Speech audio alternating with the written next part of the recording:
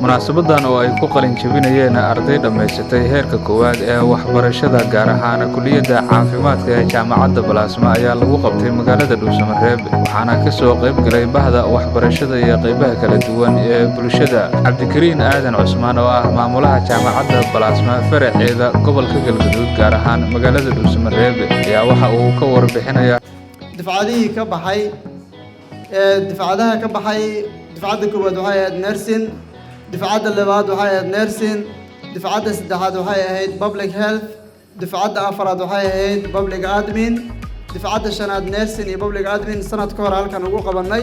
dafcaddii oo hadda ugu dambeysay oo lixaadna waxa waaye waa kalkaaliye nursing. waxaan rabaa taariikhda jaamacadda Balaasma iyo waxqabadkeeda iyo xafladaha maanta halkan ka dhacayo inta oo kaliya Galgaduud caaway ka dhacaysaa sidaan arkayno. laakiin hore waxay ugu dhacday xarunta marka hore waxay ugu dhacday xarunta Central Hiiraan University Campus Beledweyne hore sidoo kale waxay ugu dhacday Jowhar inta way ka dhacday.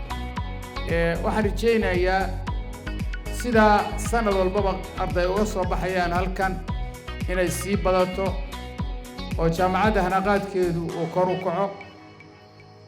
waxaan kaloo rajaynayaa bahda waxbarashadu inay noqoto isku xiran ardada caawa qalin bedelanaysa ee qaybta dufcadii lixaad waxaan idin leeyahay waqti badan baad soo hurteen waqti badan ayaad soo dadaasheen. cilmiga markaad muraajacaydo markaad ku laalaabato wax aadan markii hore ka fahmin aad ka fahmaysaa. marka waxaan leeyahay oon idinkula dardaarmayaa dalka aad wax ku soo barateen wax u soo barateen inaad u beegtoontaana laydinka rabaa.